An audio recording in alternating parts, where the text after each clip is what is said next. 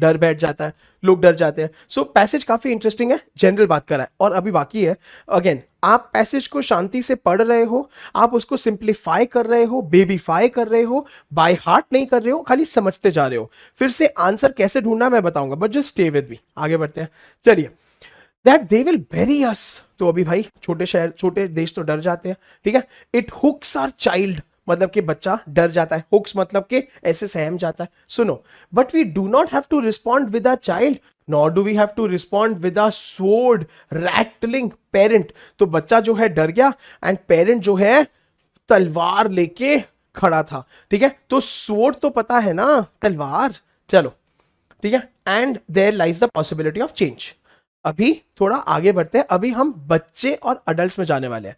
One has to tell a little child I love you, but one I hate you is all that is needed for a lifelong negation of any further loving parental advantage that the little person could understand. Simple सी बात है यार, child हमेशा आई love you पे बढ़ता है। छोटे छोटे बच्चों को तो कोई आई हेट यू नहीं बोलता है, लेकिन गलती से जब बच्चा बहुत मस्ती करे एंड आपने आई हेट यू बोल दिया, तो चाइल्ड का बोलेगा ओ माय गॉड, आपने मुझे हेट सिखा दिया, ऐसे टाइप का, ठीक है। चलिए, from how the child and his parent had been provoked to such an unreasoned and destructive display to the little child he really cherished.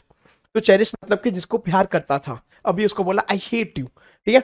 Then that little child would not have had to hang to this pronouncement as the ultimate truth. तो बच्चे को भी लगता है, उसका दिल टूट जाता है, बच्चे को भी लगता है कि अभी हेट भी हो सकता है। सो जनरल है, हम खाली पढ़ रहे हैं, समझ रहे हैं। चलिए, so it is with this that we will bury the statement of, अभी कोई तो है निकिता दीदी, ठीक है। तो बस इसके बाद अभी हम निकिता जी को बात नहीं करने देंगे, उसने कुछ तो बोला था। Although it was a rather coarse statement, तो कोर्स मतलब के हार्श, ठीक है।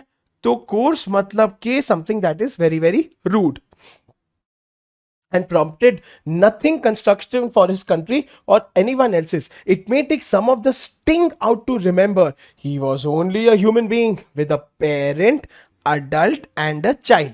तो निकिता दीदी ने कुछ तो बोला था एंड वो जस्टिफाई कर रहे हैं, ठीक है। The content of which is different from the parent, adult and child of anyone else, particularly that of American statesman.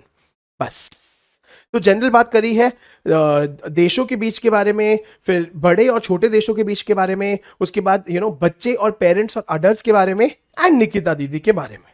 हो गया। अभी आपने क्या किया है, आपने पैसेज को पढ़ा है, समराइज किया है, चिल मारा है। अभी एक एक करके आंसर ढूंढते और देखो कितना आसान है, डरो मत, भागो मत। सुनो, which of the following is not inferable. तो बेटा not inferable is a type of an exception question. इसका मतलब होता है कि आपको वो